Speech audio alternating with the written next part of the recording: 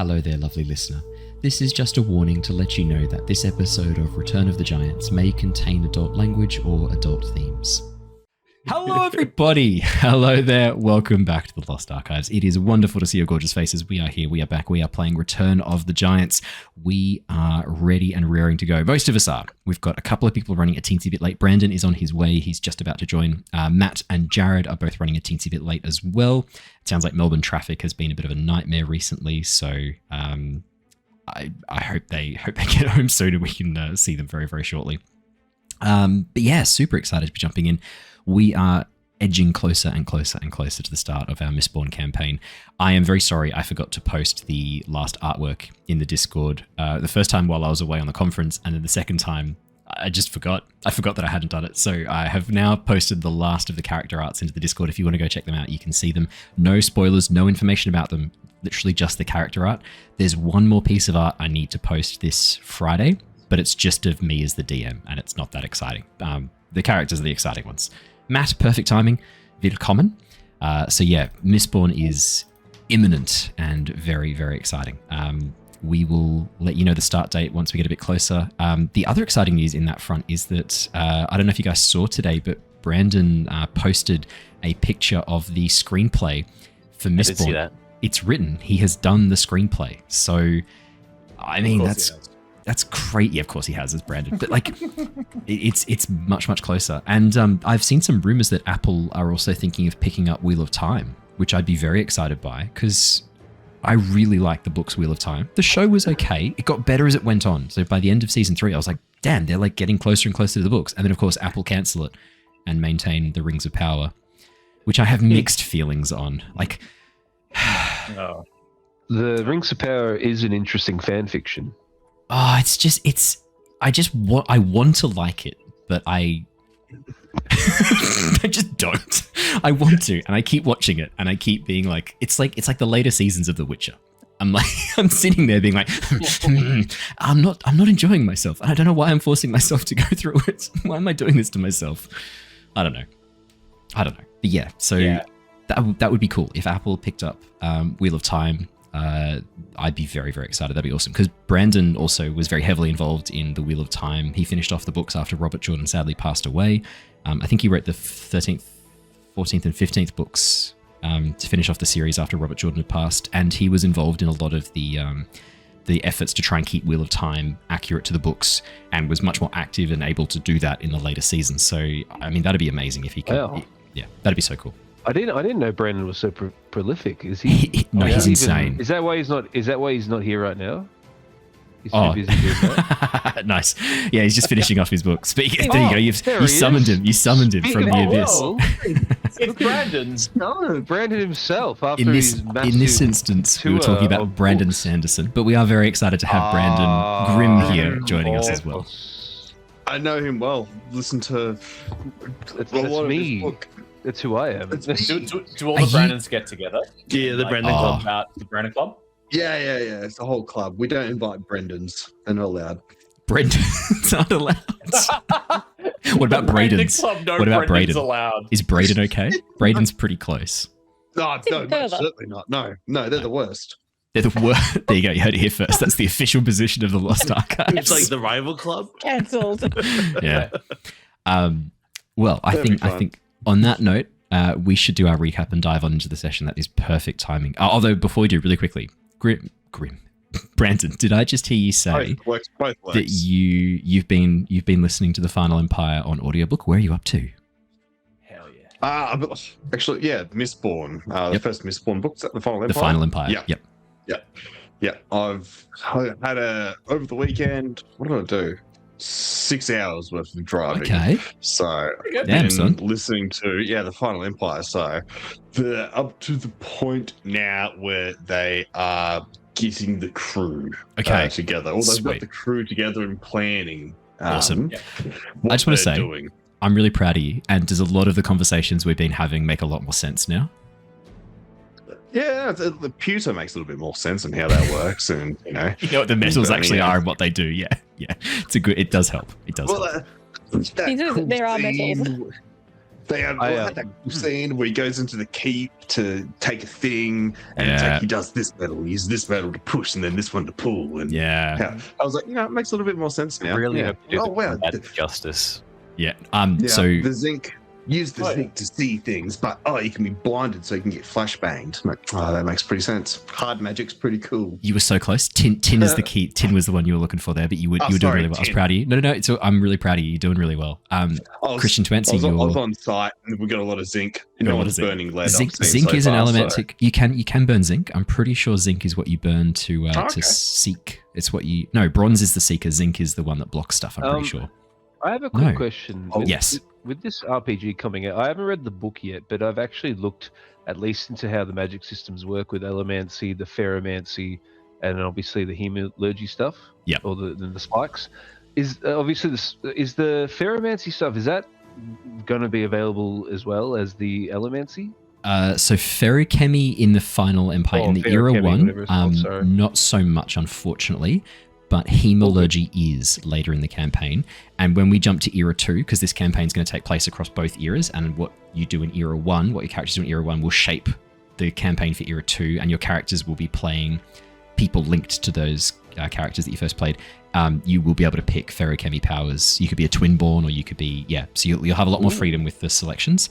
The only reason Ferrochemy is hard in the Final Empire in Era 1 is because they've been actively hunted, they've been actively bred out of existence, and all those that are there, most of them are eunuchs, which is a pretty hard character choice to place on someone.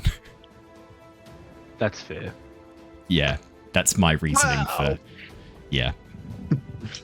And it's one of those things where, like, if you used your powers in any public space, you would immediately be hunted. They're like, you would be hunted down immediately. An edgy rogue, you're the one ferrochemist with balls in the world. To your question, I'm the chosen one. I have nuts. For them, they're somewhere. Zinc is used by riders. That's right. Copper Cloud and zinc is used by riders. That's right. Zinc is the opposite to bronze. Bronze. Zinc is for riding and bronze is for soothing. Although in some earlier copies of Mistborn Final Empire, they had them the other way around. Some readers get very confused when they might have read the book when it first came out, and then they go back to reread it, and they're like, hang on a second, what's going on? Because he changed the rules of how the alloy works. My dad actually has quite an older book, I think. Do I actually have to look out for that? No. You can if you want to, but it's just a fun fact that the books in the earlier draft, the very first edition, had a few things switched. And so at one point, tin was going to be silver, and so he called them silver eyes rather than tin eyes because he thought that pewter had silver. He thought pewter was a alloy of silver and something else, but it's not. And so he had to change it to tin, so every so often he answers questions and still calls them silver eyes, and he has to be like, it was a cooler name. I mean, he's not a blacksmith, so... Yeah, he's not. Exactly. And he's right. Silver Eye is fucking sick. Like, if you were a Silver Eye, that's the coolest name ever. Whereas Tin Eye, it does kind of sound a bit shit. It sounds like a cheap version. It's like the Timu version. I'm a Tin Eye. I can see 30 feet. I opened up a can of tuna and it went in my eye. Yeah, that's it. To answer your question, Christian, yes, if the Stormlight Archive system is anything to go by, they absolutely do justice with the combat. We've been doing some pretty heavy combat sessions recently with Stormlight Archive. Matt, you're a player. Your impressions? Yeah, look, it's great. It's definitely a different sort of pace compared to D&D. I think as the characters begin to develop a little bit more, we get more abilities, more things. I think you'll start to see the fuller extent of the system in play. I really love the idea of slow and fast turns. It really helps just simplify the initiative order of things. You basically are able to, in the case of like D&D, right, where you have like an action, a bonus action movement, everything is just categorized by the amount of available actions that you can do. So like doing certain things will take 2 actions, for example, or if you're doing one simple thing, that'll be 1 action, right? So it becomes a lot more simple to understand. And then there are also things that are free actions as well. Yes. You have a lot of choice over how you do things. Yeah. That sounds amazing, and I cannot wait. I was talking about the show. The combat. I thought you'd show. True. I hope they also nail that too. Well, for anyone watching, we were talking about the show at the time, and I was like, I hope they do the combat justice. Me too. I hope so too. Yeah, me too. Yeah, me too. That's fair. All right, let's do a recap. Let's start some D&D. The Tempest Adventuring Guild, a name now legendary across the lands of Nostea, is taking on the threat posed by the return of the Giants. Having braved the unnatural cold afflicting the islands of Northgard, the team have arrived on the Frost Giant stronghold island of Lisheim, seeking to close the gateway to the frozen hell of Cania. Working with the Frost Giant Svindael, the plan initially was to infiltrate Lisheim undetected, and then meet up with Frejin, the Volker or Seer of the Frost Giants, and a possible ally. This plan has quickly fallen apart, and the team are now preparing to free their Frost Giant allies who seem to have been captured by those loyal to Blodren. Making their way through a basement into the mead hall where their allies are being held, the team was surprised to find another Frost Giant about to be branded by Blodren loyalists. Triggering a distraction to reduce the number of enemies, the team rushed in to help the friendly giant, battle commencing immediately. With the assistance of this friendly giant Ascari, the group quickly overwhelmed the other Blodren loyalist before turning their attention to Birkus, the chieftain of this particular group of Frost Giants. So, we're actually diving straight back into combat and straight back in at the start of the round, or the start of the initiative order, which means that we are coming straight back in on Cassius's turn. Cassius, you are up next. To paint the picture again for you, for those of you listening to the podcast, the room that you are in is a massive mead hall. In the center of the room lies the body of the Frost Giant soldier who had shown his loyalty to Blodren via the brand on his face, now bleeding out in front of Ascari, the Frost Giant ally who was about to be branded. In front of you, and currently engaged with Bart and Lyra, is the horned, helmed form of Birkus, a Frost Giant loyal to Blodren. The brand that they had used previously, currently burning a hole in the floor behind them after Ascari has dropped it. Cassius, you are right in front of Ascari, looking towards the north, where you can see Birkus bearing down on Bart and Lyra. Cassius, what would you like to do? Cool. All right, so look, I'm just going to immediately rush up behind. That's good flanking now on him. Fantastic. So, let's have a quick look. All right. Overall, I've already used my... Previously in this combat, I'd used my bonus action to use the to get the lightning claws out. So I've done that. Yes. I've already activated that. Yes, I have used action surge as well. I'm just thinking, do I need any bonus actions right now? Second wind, I'm completely topped up. I'm not going to do any of that right now. Yep, I'm not going to do any of that. I'm just going to dive straight into combat. I called it when we weren't sure exactly what time you're running. I said at the beginning, if I have to play Cassius, I reckon it's just going to be a simple wham bam next turn. Look, it makes sense right now. Exactly. You're looking for damage dealing at this point. I'm going to do Booming Blade on him. Fantastic. It does go up to 14, but I think that misses. Yeah, even with flanking. So 12 plus That's the 2 fine. For flanking. 14 is not quite enough, unfortunately. As you bring your cestus down these lightning claws, you watch as the giant actually steps back, nimbly avoiding. No, you will not take me. Small folk, you are not enough to face the fury of the giant. Natural 20. As he's in the middle of this monologue, you just spin around and jam the blade right up into his kneecap. So that is going to be 7 points plus an additional 8 for the crits. That takes it up to 15 points of damage. You also crit on the booming blade, so that's going to be immediately 22 points of...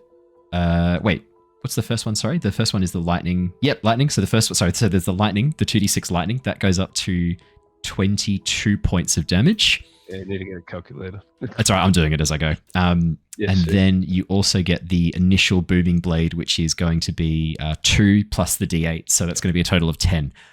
Holy shit. Okay, so that's 10... 32. And don't forget, like the 2d6 is also I've done that. doubled as well on the lightning. I've done that. That is a massive amount of damage. As you smash into him.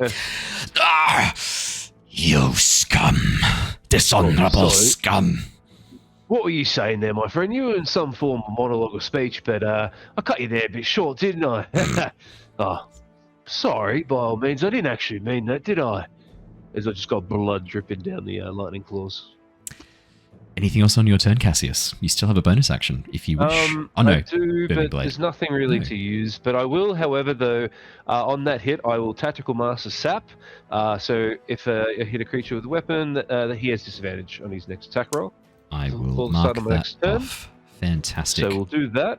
And otherwise, I'm not going to use any of my bonus actions. None of them really make sense right now. And that's it for now. I'm going to pass my turn. Harry, it is your turn. You are muted, my friend Dave. Harry's just going to pop his head out and do a bit of the bunny pew-pew and shoot with advantage from stealth. Fantastic, as you hide behind the columns near the barrels full of mead. Not the big steel balls or anything like that. 16 to hit, plus I guess flanking, if I get flanking. Yes, I think if you're surrounded by enemies, it does make it harder to dodge ranged attacks, so it does apply as normal. So that'll actually go up to an 18. That's 16, so that will definitely hit. Yep. We'll take the first damage, which is 11 piercing, 6 radiant, and 19 sneak 19 attack. sneaky. Holy So 36 shit. damage. That is outstanding. Yep, and then he's just gonna pop behind a barrel of mead. Fantastic. Would you like to take a bonus action? Bonus hide? action hide, yep.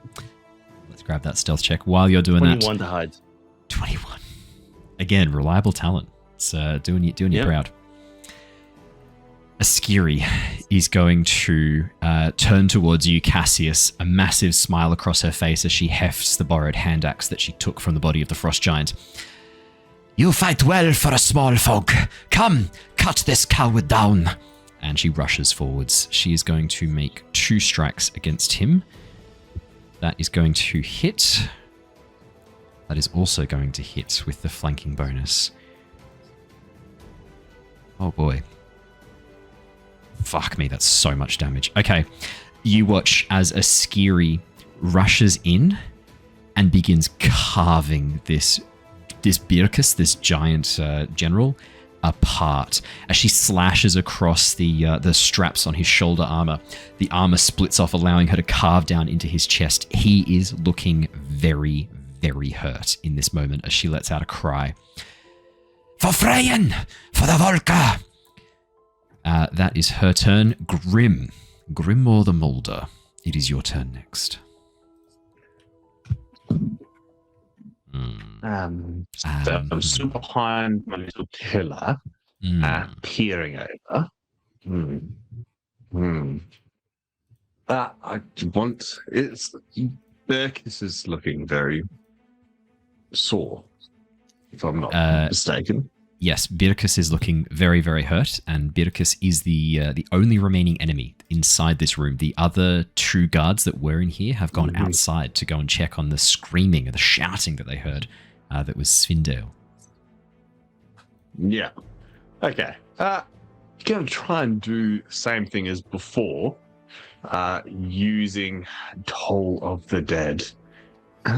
I guess that wasn't quite right as I look at my little pocket watch. I guess now is your time.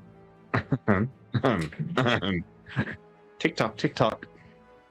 I believe I make a whiz save or concept. I can never remember which one it is. Whiz save. 17 wisdom save. I'm so sorry. That is a natural 20. But hey, it's better to get it out of the way now. It's better to get it out of the way now. It's come on. Get it out of the way now. Yeah. You don't want her getting this on her attacks. This is much better to have this happen here. Oh yeah. Seeing her as this. Oh, well, I guess it's got to be soon. Okay, come on, guys. Time's running out. Then I crouch back down behind this barrel. For the hell of it, can you make me a stealth check, please? Harry gives him a wink, but Grim can't see it. Yeah. You can't normally take hide as a bonus action in this case, but you're very small. At me just staring at my pocket watch, just like, not time yet. Harry's like, that hiding is very efficient. I had to use a bonus action to do that. This is Grim's bonus action because he hasn't used his bonus action. Cool. You watch as Grim just turns around. I can't see her, so I am safe now. I'm a child. I'm just doing this. I have no object permanence. I'm a wizard, you see. Reality is how I shape it. Niles, it is your turn. What would you like to do? Niles just sees all this play out and is just like, oh, it's an interesting tactic from you, Grin. Shakes my head. Okay. TikTok. I better not waste any more time then. I'm going to wade on up to Burkus and hit Burkuson in the Burkus. I gotta say it. Could you point to that on anatomically correct, Dave? Anatomically correct, Dave? Could you point to that on our anatomically correct, Dave? Where that is. It's like, well, it's not in frame, unfortunately. Oh, okay. Good to know. Yeah. Oh. Cropped off. Yep. I'm gonna go punch them. I'm gonna go punch them.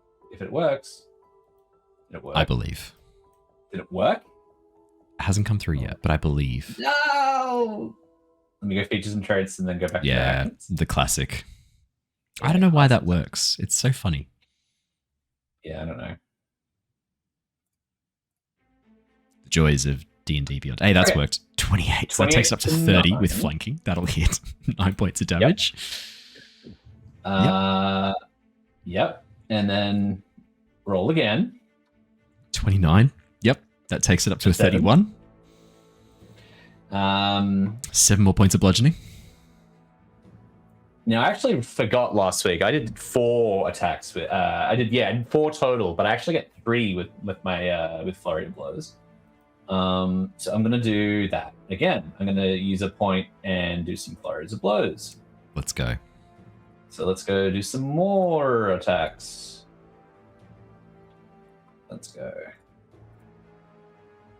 23 for 10. It's a 25, so that hits 10 more damage. Yep. 24. Fucking hell, mate. This is incredible. Yep. And 16. Bad. Which is an 18. Plus 2. Still hits. Still hits. Really? Yep, that still hits. We take those. Yeah. Yes, I think he should. He's pretty big. So it's a target-rich area. That's what I'm hearing. That's right. I sort of like as I'm punching, I'm like above average. I'm like, the small folk hit harder than you remember, huh? Silence! You'll be cut down where you stand. That's more Scottish. Silence! You'll be cut down where you stand. There we go. Anything else on your turn, Niles? Nope. As Bearcus vomits up a copious amount of blood onto the floor in front of you, I will reveal Bearcus is now well and truly bloodied. We're actually moving past bloodied, sorry. We're now close to death, is what I meant to say. Niles is just doing the math. It's like, can I do anything else? Not yet, unfortunately. If he does anything against me, maybe, but we'll see. Lyra. That's my action, bonus action. I can't move anywhere, so I'm done. Lyra's gonna take a swing with the shillelagh staff and hope to hell that it actually hits this time. Let's go. Yeah, get him in the knees. 28. 26 to that'll hit? hit. Yeah, plus 2 for the flanking. 28, that'll hit. That'll hit. Yep, so using the booming blade and the primal strike, but I don't think I've got Swampy out. And I don't think I'll use an Nature's Kiss. Bloodied is like he's like sort of like got about a quarter-ish left, like if I was to guess. Even lower than that. Bloodied is when we're in like the 10th hit points left. We're like down to the final wire. Bloodied is half. Close to death is like we're in the final moments. This is the... Holy shit. Okay. So that's going to be 13 force damage. 2 for the... You're doing a booming blade, so 2 for the booming blade. Yep. 2 for the booming blade. If he moves, it's 12, and then 4 for the primal strike. And I'm going to do... or probably... I don't think the primal strike fire damage spreads for this one.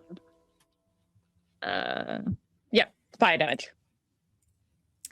Lyra, how would you like to do this?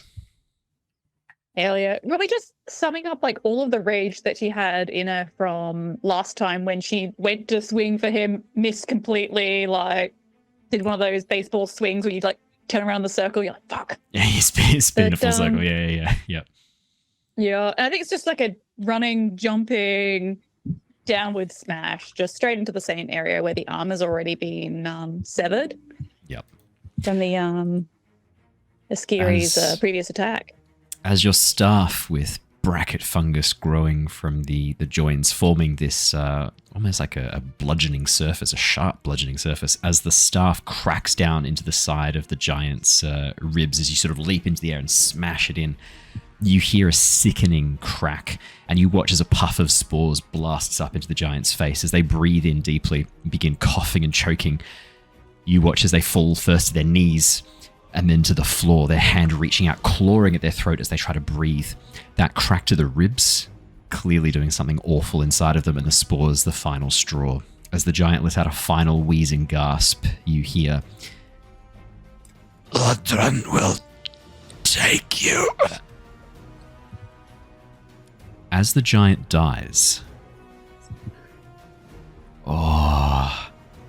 Grim's not anywhere near it. Lyra, Bart, and Cassius, all three of you have access to magic. All of you use the weave. Bart, you're a paladin particularly. Could I please get a Arcana check from Lyra, Bart, and Cassius? Is this something that we've observed before with other NPCs when they've died? This is not the same, but there is an argument that this is similar. Niles, you may roll one as well. Or... is there anything that my spores can help me with that's not Arcana related? I would say survival could also go here for Lyra and Niles. You may also roll a survival instead if you wish. I think that would work here too. Because it's kind of like drawing upon, for Lyra, her knowledge of nature. No, that's an 11. And for Niles, his kind of understanding of ki and the flow of energy through the body. That's a 14. Not too much here for you, unfortunately, Niles. 17 on Bart. Yeah, 17 for Bart, 20 for Cassius. The two of you watch as the giant dies. Something strange happens to the burn mark, to the brand that is on their face. You watch as it flares momentarily, bursting with this, almost this dark blue light. Just for a brief moment, strands of the weave pulled towards it, as if something has changed about this corpse in this moment.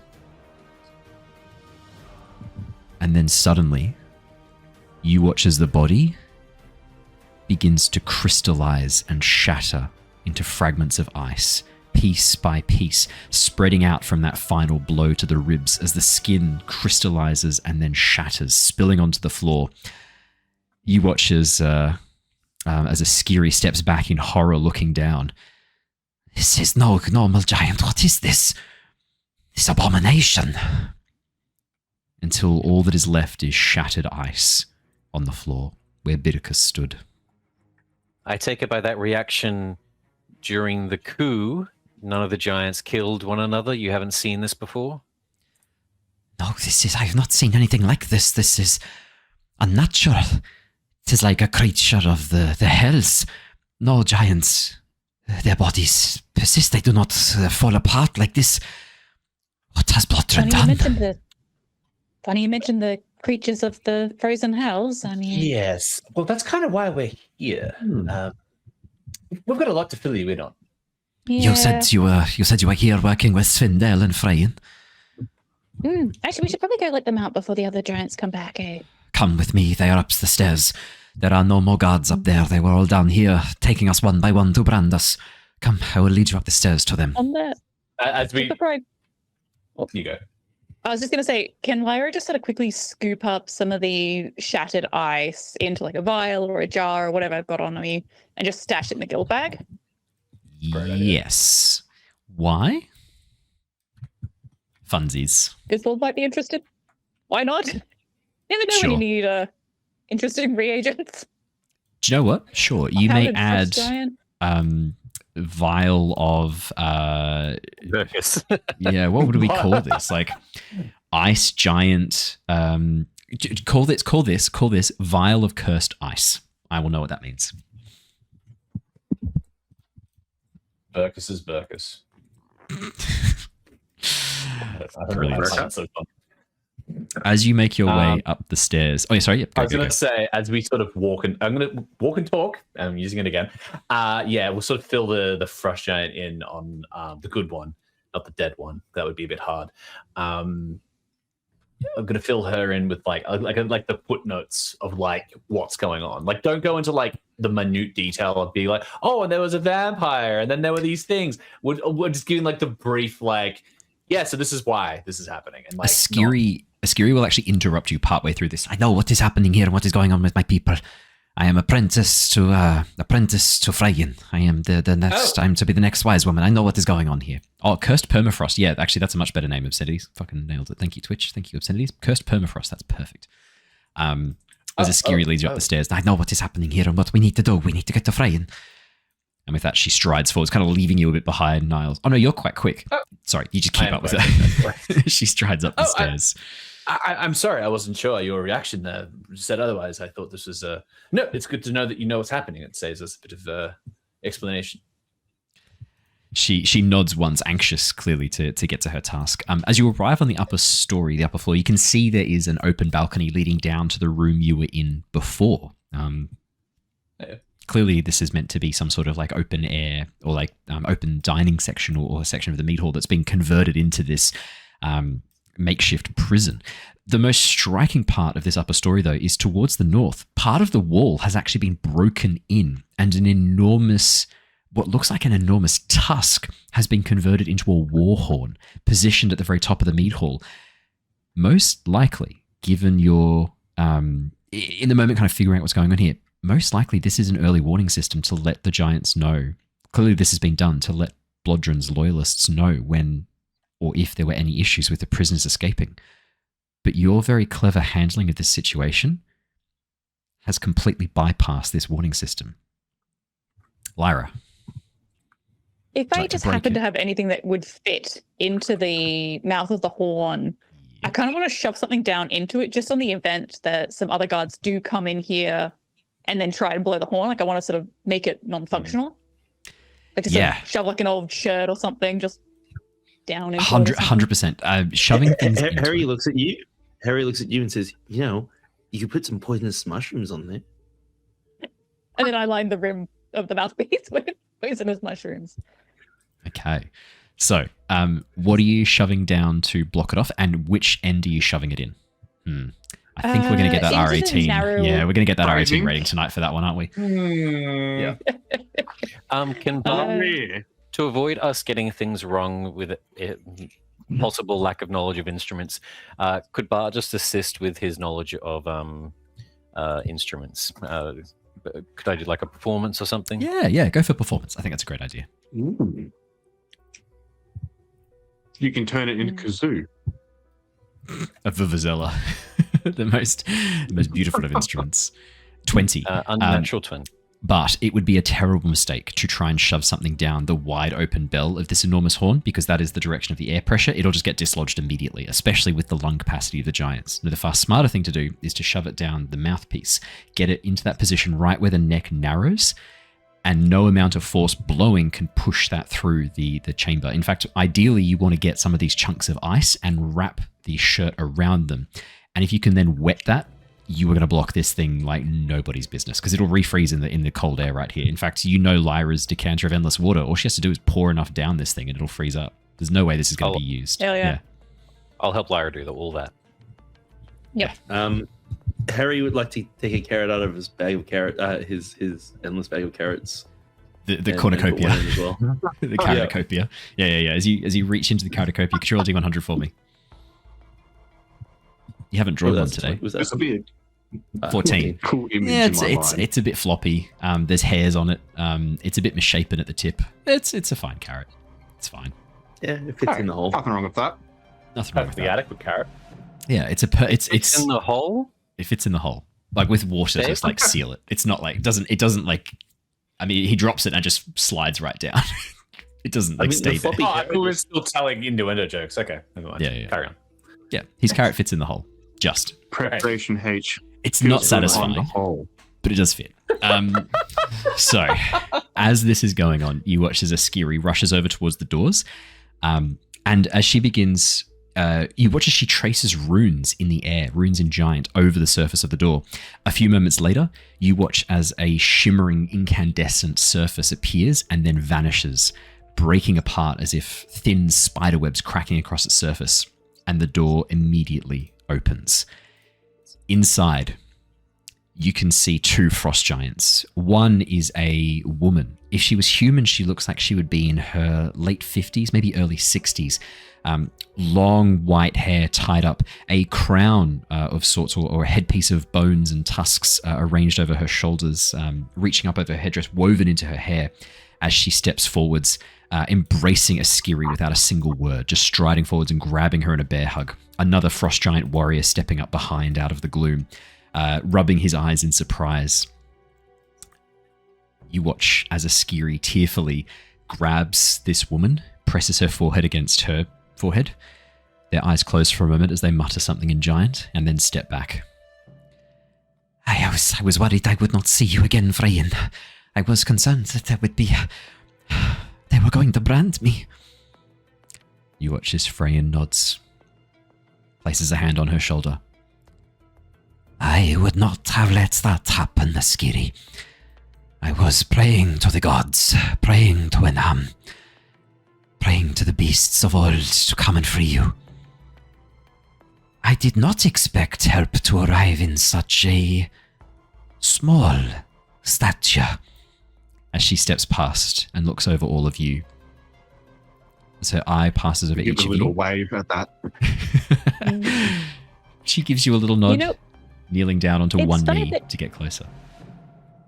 It's funny that you mentioned the beasts of old, because they are also coming too at some point. Which beasts have answered my call? Written down. Fenris. Fenris. The wolves. They're kind of mad. I would be lying if I said I was not concerned about that revelation. Fenris was always bloodthirsty, always full of anger and hatred for my kind, for all giant kind. You have secured some sort of agreement with her, I imagine, though. Some kind, and the reason why I bring it up now, sort of so soon into our meeting, is that whether they choose to follow it or not, we hope that they will. But we've told them that the giants that are, well, I'm gonna use the word friendly, but it's not Blodren, I guess. They're gonna be marked with the smell of ambergris. I pull out sort of like a little piece, but we think they're gonna probably strike within the next hour or so, and so we need to try and mark all of the non-Blodren giants with this smell. As soon as possible. Just in case they attack early. We saw them, Niles and myself saw her stalking from the mists. You watch as her eyes go wide at that. Oh, Hanam's beard, we do not have much time. How much of this ambergris do you have, child? Can I sort of have a look at like how much we have? There's like the little bits that we've sort of cut off, but we've got like a decent chunk, don't we? You put a huge chunk in the bag of holding. I think we said it was roughly like 2 or 3 kilos. It was a big chunk of ambergris. As you sort of reach into the bag and hold that out, she nods and goes, I will melt this down quickly and turn this into a liquid so that we may dilute it somewhat. The wolf's sense of smell is keen. It does not need to be as pure. We can stretch this. Skiri. You watch as she clicks her fingers, a Skiri rushing over, and then tracing on the ground in front of her the giant rune for fire. As the rune begins to heat, fire bursting into the air above the rune. Frejin passing over what looks like a massive metal pot that the frost giant in the room behind her hands her as Skiri begins working on the potion, working on this scent. While this is happening, the other frost giant has unlocked the door to the south, and you watch as a familiar face strides out of the room. Battered, a massive black eye and a cut across his cheek, Svindael strides out of the room, a massive smile moving across his face before he winces slightly as it reaches his eyes. My friends, I was worried I would not see you again. I failed. I have brought dishonor. You did not fail. The distraction was very, very helpful. Yeah, that was excellent. Yes, we wouldn't have managed to have slain Burkus or saved a Skiri. No, it was the right place at the right time. You brought everyone to the one location. That's a blessing to us all. Well, I cannot take credit for that. I strode into the town thinking that that my deception would not be taken through. But it was not to be. They saw through me immediately. They knew that I had been working with someone else. Blodren himself said that he had seen it. There was a creature with him, one that spoke in hushed tones. It was strange. I could not make out its features. It looked small folk-ish. It was small, but its skin was like ours, a dark blue. Svindael, Devil. a question. Even though you've been locked away, is there any chance that, aside from cursing, you've informed any of the other giants here of what you saw? I was able to speak. I was able to speak with some of them, and even more have been contacted via our heartstones through Frejin. The efforts that have been made by Blodren to block us seem to not work on her. None of us can communicate, but she can talk to us. And as soon as I was locked in here, I was able to tell her all that had transpired. All giants here who we trust now know why you are here, who you are and what you are doing, and what our plans are. You watch as Frejin, the Seer, nods at this. Yes, it was timely. You are unusual for small folk to be assisting us when we have treated you. People have treated you with nothing but disdain, with hatred, with, dare I say it, animosity. Thank you for not judging all of us by the actions of a few. Goes for any peoples, to any groups, but also when it comes to devils, I think we're just going to take all the help that we can get. So don't really have the leeway to be choosy. Yes, our experience with the giants has been varied. Hit and miss. But we have found what's the word for it? Not necessarily kinship, but common ground. Yes. It seems that some of our values align to the better. Yes, but that's a discussion for another time. I do believe we were under the clock a little here. And with my field of study, I'm rather used to it, to be honest. So it was like another day. Oh yes, very good. Can I go on, Lyra, please. Sorry, I was just going to say, of the giants in the room with us, who's sort of the most hurt? Like it looks like Svindael's taken sort of a fair few hits, or. Svindael looks like he's been beaten, is the best way to describe it. There are three other frost giants who are not marked, who step out of the room. 2 male, 1 female, all of whom have very minor injuries. But, I mean, as you watch, Frejin begins to treat them. You watch as she begins tracing runes in the air and then pressing them into their skin, their skin healing and shifting. She does the same to Svindael as well as he steps out. You don't need to waste your magic on this. While she's doing that, you watch as she also traces marks onto their faces as their forms slightly shift and change. A rune of Blodren appearing, illusionary appearing over the surface of their eyes as she begins tracing these illusionary runes. Yeah, I will also let her know about the vampire people. Oh yeah, we have let know about the branding is. There were hemovores underneath our town, underneath our settlement. Yes. I had no idea. These creatures, you trust them to at least adhere to the pact you have made? These ones, yes, they seem to be of a different kind than the hemovores of the night. They're of the day, I guess. Your kind call them vampires. It is an appropriate word. We call them hemovores, blood eaters. They vowed upon the name of Emoticon. I believe them. Their god. I've heard that name before. A dead god, I think. You sure you can? I should add that any in that position would swear to any pact, considering the alternative was to remain there indefinitely. So take it with a grain of salt. But they did seem fine They did seem fine. For, I guess, ancient old... What was it you say? Hemivores? Yes. Hemivores, talking about blood being eaters. in a tough spot, Niles. Frejin, I don't mean to be too bold, and you don't need to make a decision now, but on behalf of her, considering the outlook of how your clan was probably going to transpire if we had not intervened, maybe you would consider serving underneath the Thunder Princess after all this is said and done. We've heard there's problems amongst your people, and I think that might be the least thing that I could ask. You watch as she smiles a wry smile and nods. Your request is a funny one, small folk.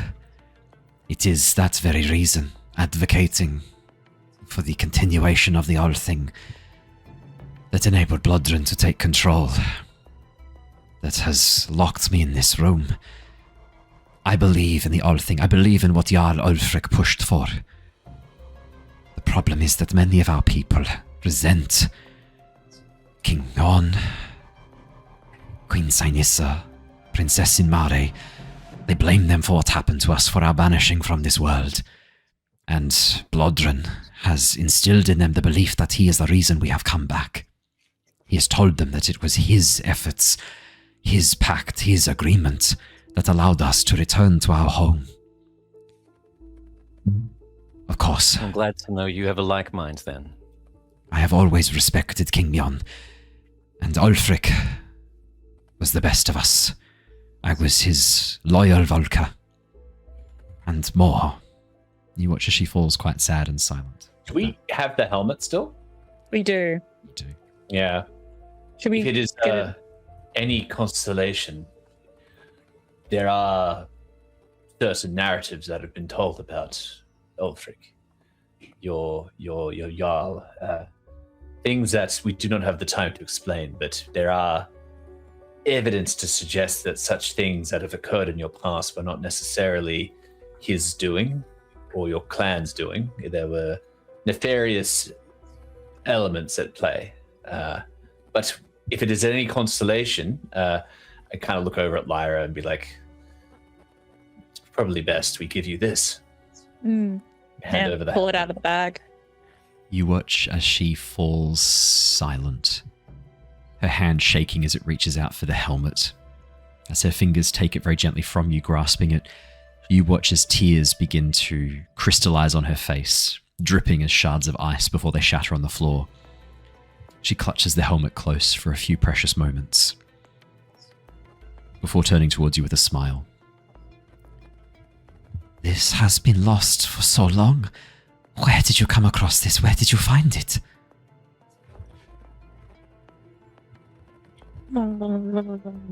Did we find it in the Was it in the Yeti Shack?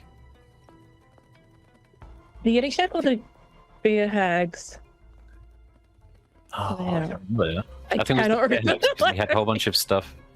The hag had a whole bunch of things that were giant made that they were trying to like Oh, yeah. worshipping a num and was trying to like basically shit on it all to, I guess, remove the Yes. worship of a num in the Yes, that's right. Yep. It is the bear hacks, yeah. You well remembered. Yeah. I've just put a picture of Yeah. Frejin in the chat for you guys as well, just so that you can see what I was describing. I guess we just reiterate that. Mm. In our travels on this island, we encountered, I think a beer hag. We actually She thought it was you, sneers. funnily enough. I am trying not to be insulted that you mistook a bear She was in hag for disguise. She me. was in disguise. She was in disguise. She was disguised as a version of you. You know how they are; they're very tricky. It was We had in been the told spot where yes, we'd been Finart told to said that meet. we'd find you. Yeah, it was a bit of a stitch up actually. Yes. How much We is also did somewhat find- flattering for a bear hag to choose you because they must see you as someone of power and influence. So take that as what you will. In any case, it did seem that this beer hag was indeed in league with Blodren, as I am sure Blodren is in league with many of the creatures that have made their homes upon this island in these times. Speaking of which, maybe we It's should time. Move on. You can hear the hammering of the guards on the door now, trying to get back in, having Svindael screaming, having stopped the distraction and completely over. You watch as Svindael smiles as he looks towards the other warriors, and they all begin to rush down the stairs. Svindael, if any of you got to follow, Svindael holds out a hand. "No, small folk, my axe cries for blood. The battle song in my ears thumping once again. This is my fight." Could we just make sure that everybody's marked with the ambergris before they run down? Yeah, I've assumed that you with it as they go. It's all good. I assumed that. Each of them is also as they walk past ambergris. Yeah, each of them is also going to empty their water skins and fill their water skins with the slightly diluted ambergris as well, so they can mark other giants. As they rush down the stairs, Frejin sort of smiles, watching them all like disappear. Before too long, you hear the sound of battle coming from below. It does not sound like it is going very well for Blodren's kin, as they are being torn apart in an ambush. As Askiri heads down to keep an eye on them as well, Frejin steps towards all of you. "You have done the Frost Giants a great service. It will not be forgotten. A debt has been made this day, a debt that will be repaid. First, though, we must close the portal. It is magic I have no experience with, no familiarity with. Do you have a plan to close it, and how can I help?" We have a step forward. It's, well, from understanding, I'm talking with another wizard of a much higher caliber in insanity than myself. We're all going to need to channel as much magic into it as we possibly can. The highest levels available to us.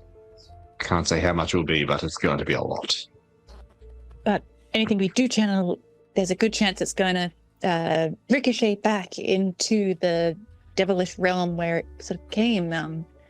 And so the more we can load into this portal, the more damage we're going to do to them as well. Good. Good. So Grim and I, at the minimum, hopefully maybe some other people as well, need to get up to the portal itself. And then, just sort of, we just need to survive up there long enough to kick the portal's ass, essentially. But getting there is going to be a bit of a mission. It is easier said than done, as Lyra has alluded to get to the portal unscathed relatively, to keep Lyra and Grim free to use their magic will require some effort. I'm sure that Blodren's himself and the guard, his personal guard or his whatever retainers he has on his... He's Drania, yes. He's Drania, yes, sorry. They would be in the way. We would need a way to allow Lyra and Grim to get close enough to be able to start casting their magic to be able to break the portal. I don't want them to be tied up fighting Blodren and his kin. If you know what I mean, we don't want to be expended before we get there. You watch as her gaze drops down to the helmet. Oh, you go.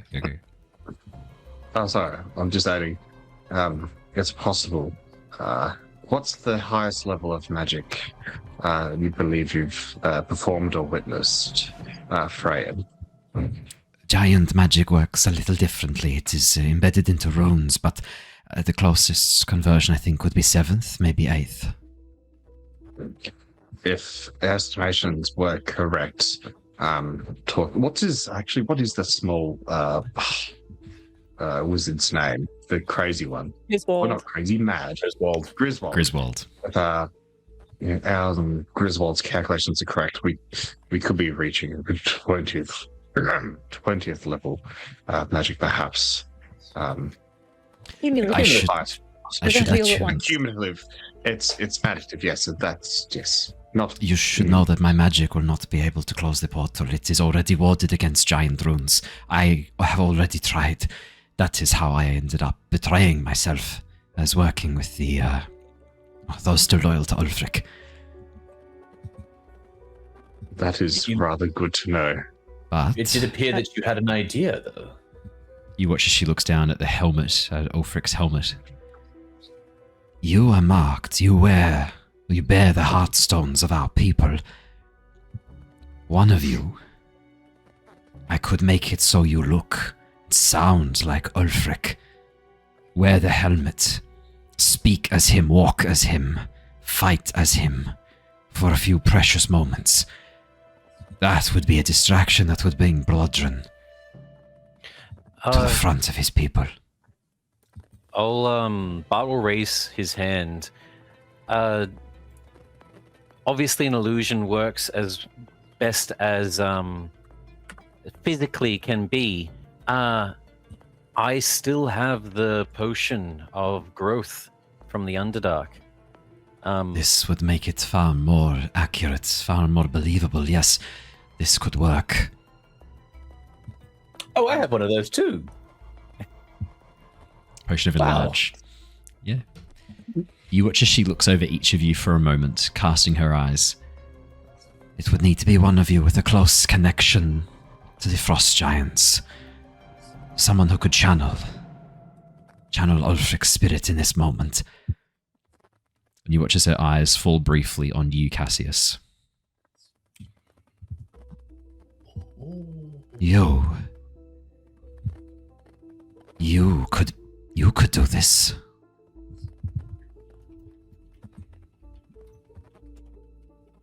Cassius, you muted. Cassius is in such awe. Cassius he's in his battle trance. Who cast silence on Cassius? Sorry about that. No, you're good. Apologies. Just realised I was muted. How about that? Anywho, I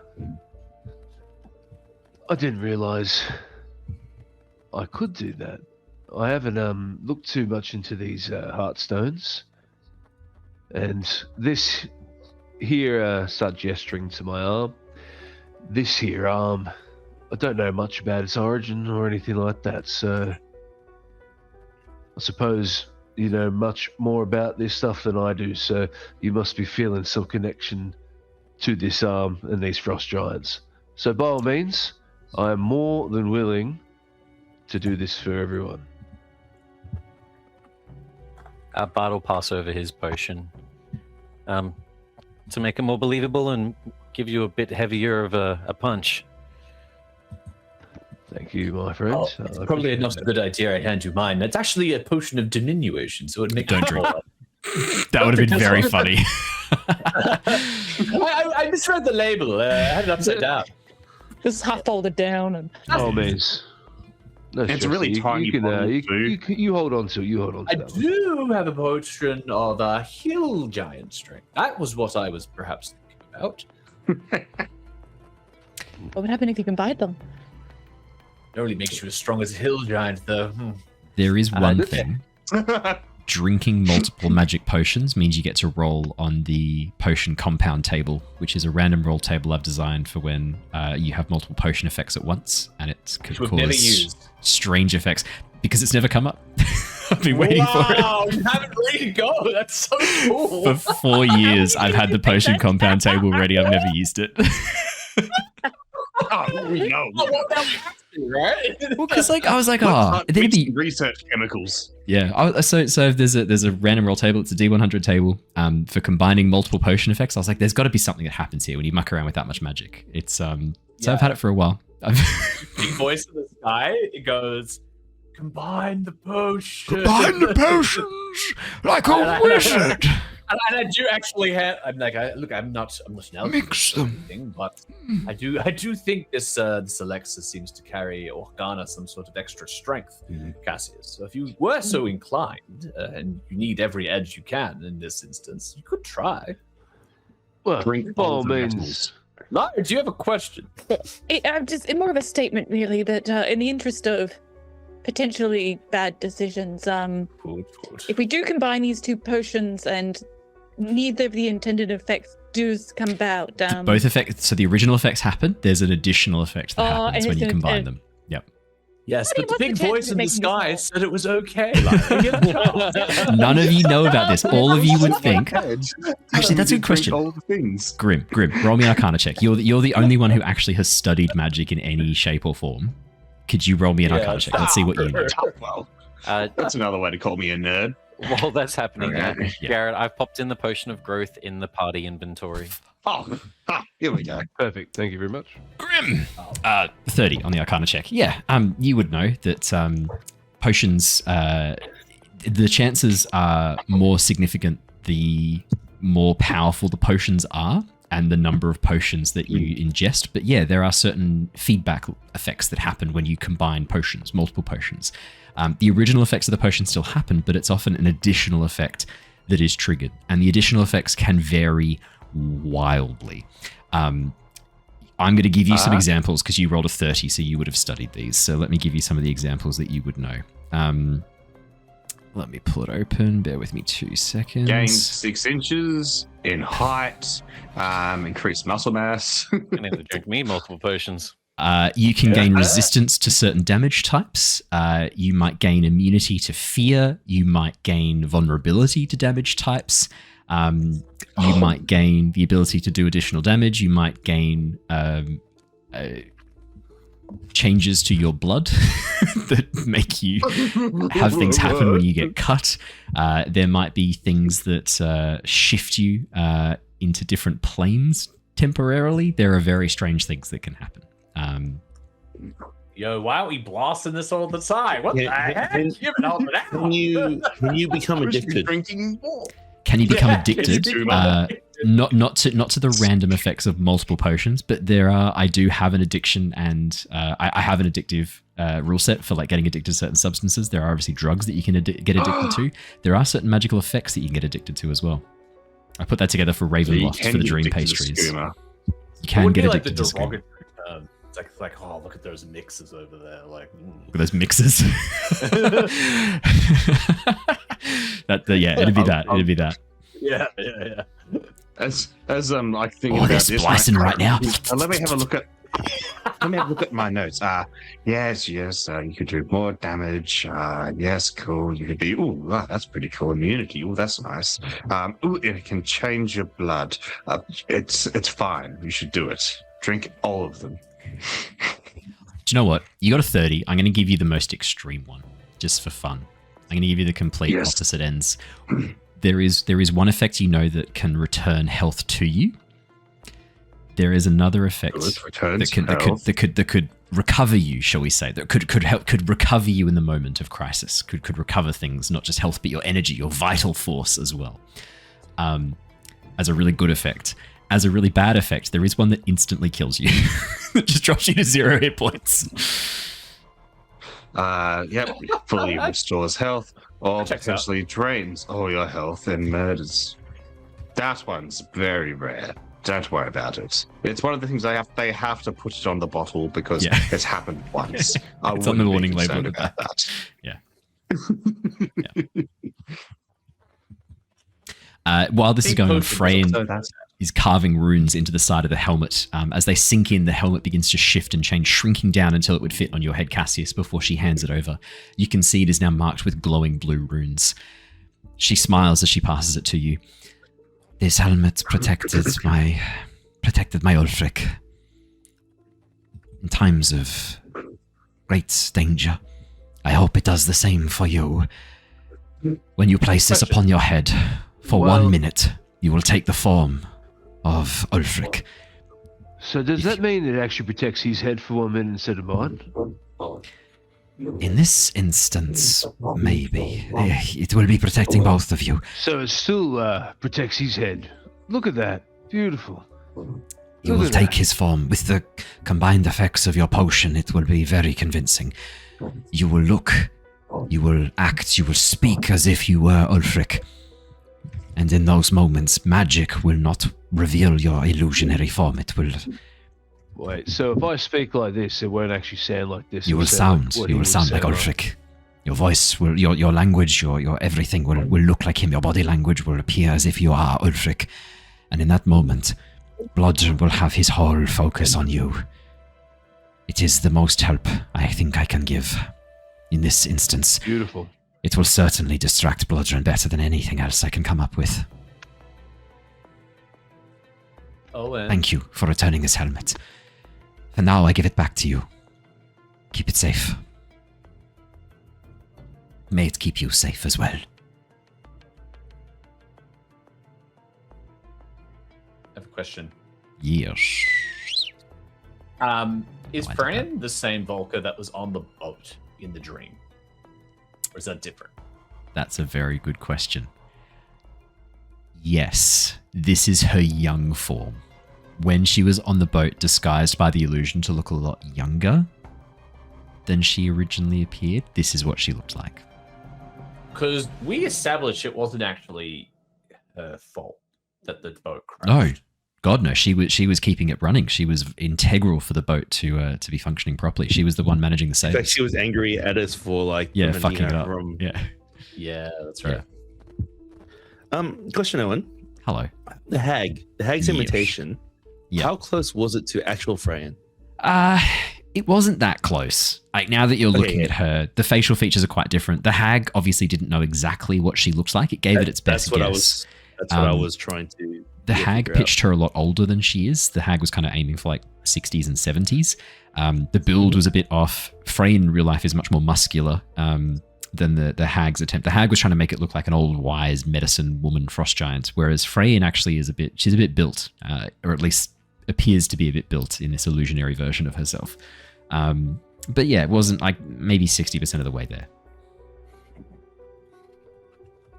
Like, no one who knew her would have been fooled, but you guys didn't know what she looks like, so there's no shade on you for not knowing that. Oh no, I was asking to try and figure out if the hag had exposure to. It knew roughly what she looks like.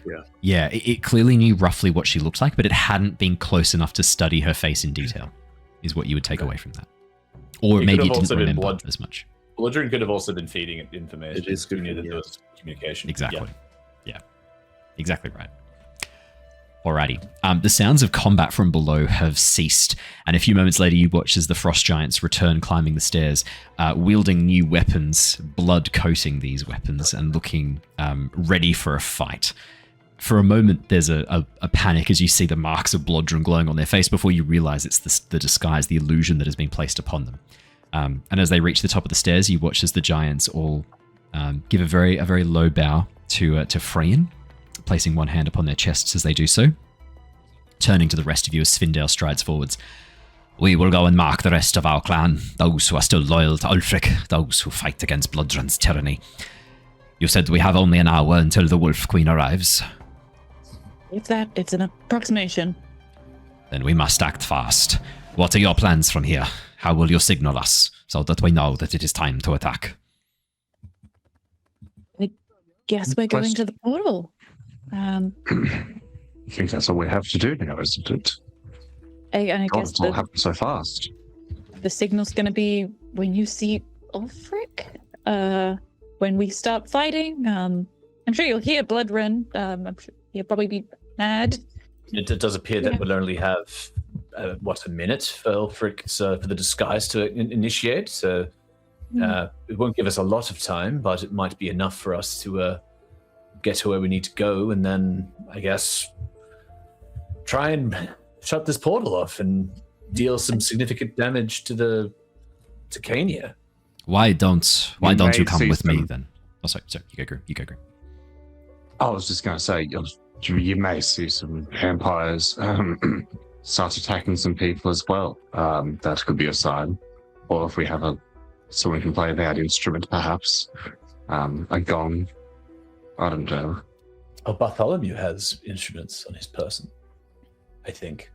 We're not sure how far it will ring, but yes, I can use this and I'll hold up the arrow-catching shield that is a giant's enchanted gong. Well, why don't you come with me then? I was going to head towards Blodren's little alcove that he set up in the shadow of the Frost Mount. Now that I am disguised as one of his loyalists, I was hoping Frejin could make me look like that traitor Birkus down below. At least disguise me close enough that I can get close. If you wanted to hide yourselves in my beard or amongst my clothes, we could at least position ourselves a bit closer to the action, as it were. I thought Frejin was saying that then. I was just looking at the picture going, what? No, this is Svindael talking. Can't you hear the change in my voice? Sorry, Svindael. Sorry. I'm happy to hop up into the beard, and I put my hands up in there, like, pick me up. Yeah, he'll just reach down, pick you up, tuck you into his big bushy beard. Good. Hold on tight, small folk. I have not used any beard oils in a number of days. We just grabbed Finja on the way through. Finja? You have her here? She's just, she was just outside, hiding Svindael disappears down the stairs. You don't even finish the sentence before he's gone. Grim currently like holding on for dear life inside his beard as Svindael rushes down the stairs looking for Finja. Can I? I'm trying to tie like a hammock out of 2 long bits of hair so I can sit between the bits of hair like a rope swing. Unbelievable. Lyra. The best braid ever. Can I do this to the other party members and just be like, he does remember that Finch is technically dead, right? I think you should let him have this. Yeah, I'm just let him have this. Yeah. You did explain it back at the igloo. You did. I think it's just a lot. There's a lot going on right now. You know, they've got a big body. Their emotions are still the same size as ours. A few moments later, you watch as Svindael strides up the stairs, clutching clutching her in his hands, just like holding her as she kind of like makes occasional sort of whining, grunting noises. This enormous like wolf form animated by Lyra's spore magic, acting more and more animal-like as time goes on, starting to become more lifelike, it seems. Oh, that's cool. And I just make sure that Finch is also marked with the ambergris, just in case. Yes, that is a very, very good call. well remembered. Perfect. With that, the other frost giants will immediately depart to go and mark the rest of their clan with the ambergris. I need to know what you guys are doing. Are you going to... Well, yeah, I mean, in terms of where you need to go, you know that to the northeast of this settlement, you've already seen a pathway leading there towards that massive crack in the center of the frost mount, where you know that Blodren, I was calling him Blodkiss, where Blodren is hiding. You know that is the eventual destination of where you're going to need to head. With Svindael currently described as Birkus, currently disguised as Birkus, he's going to go and try and suss that area out as well. Did you want to stick with Svindael? Did some of you want to stick with Frejin? What do you guys want to do? Because Frejin's plan at this point, she will describe to you. I am going to do my best to gather together enough of my magic to create wards. I want to do everything I can to protect our people. I'm going to try and break whatever this strange effect bursting free from the portal is, so that you may fight unimpeded by the cold. And I'm going to try and speak to Fenris when she arrives. I think it is important that I make connection with her, one of the old beasts. Probably be good. The other thing is, if the wards do manage to shut off the cold weather from the portal, if you do see a dragon fly over, do not be alarmed. They're probably a friend of ours, hopefully. I will need to tell the others about this. Dragons are not our friends. The giants and dragons have a long history of animosity. We can trust this dragon friend of yours. Yeah, Drake, and I'm sort of looking at Niles for confirmation on this one. Yes. There'll be a elf riding it. Yes, a wood elf will be riding. Yes. There are dragon riders. This world has changed much. I did not think the dragons would ever lower themselves to allow creatures that they see as lesser to ride them. Not a dragon as you know it. Let's just go with it. It's a long story, and we'll explain everything when we have a little bit more time up our sleeves. But Agreed. Probably. An ally from the mainland. Okay, I can accept that. And you watch as she closes her eyes for a few moments, her heartstone pulsing for a few seconds, and then going silent. I have told the others. Okay. I do suspect, though, that there are many creatures in the sky. I would assume that our friend might maybe waylaid by them. Yeah, forgot about them. Yes. If Svindael and Freya are splitting up, what are we doing? What's the Tempest doing? Indeed. That's what I need to know. I think we should go with Svindael. I'd rather not split up the party, and the more of us close to the portal that can help sort of either pump magic into it or defend those that are, I think probably the better. Svindael, what was your plan? Are you just going to head to the portal? I was going to suss out what is happening with Blodren and his warriors. I wanted to get close enough to see where the portal is located and what is powering it. It's not just floating in the sky. There will be constructs, there will be items, there will be, you would call them artificer creations, fabrications that are helping to keep it stable. I want to go and beat the shit out of them. Yes, I can do that. I'm good at that. I think that's what we'll do. It would be good to get a lay of the land, at least to understand what we're dealing with. We don't really know what we're dealing with when we get there. Blodren could have security in place that we're not aware of. To get a bit of a lay of the land, formulate a plan. That's a very sound line of thinking. I think I'm with you on that one, Lyra. Just had a thought, but does anyone have a line to Sinmare? I mean, on the off chance that we can. Bartholomew.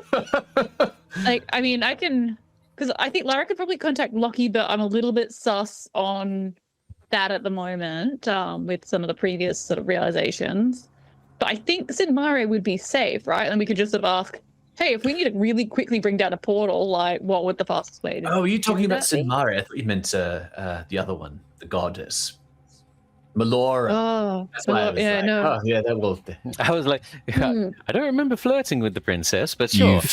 You've already been told by Meloran that she's given the help she can. She cannot interfere any more than what she already has. Niles, no, but if I could offer a counterpoint, and I like the idea of reaching out to Sinmare if possible. I personally think that it may be helpful, especially considering the allies that we have made with the Tempest. The vampires, the possible dragon rider, the wolves. If there is someone alongside Freya to speak on our behalf so that things do not turn sideways with so many different involved parties, I personally think that those that do not have access to magic to put into the portal should go with Freya. Well, that's me. I know that you want to get into a fight and punch up Blodren, but that just feels the most practical to me. Well, I don't like the idea of separating the party. Yeah, every time that's happened, stuff's gone really, really bad. But to Bartholomew's point, it does make a sense. I don't like the idea of Frejin being on her own, and she may need assistance in dealing with any rogue operatives out in the elements. Why don't I come with you then? I mean, the marking of runes is an important. And the wards. The ward. I'm happy to accompany you. Why don't I come with you? Blodren is my responsibility more than he is yours. If you are heading in that direction, why don't I come too? I can still do my work from there, and if you are able to fight off Blodren and his minions and close the portal, he will have no words for me. There will be no focus on me at all. He will be far too busy focusing on Ulfric. She looks towards Cassius and winks. Well, but in that case, maybe we're aligned then. That seems like the same all options. Yes. No need to separate the party then. We can stay together as a unit.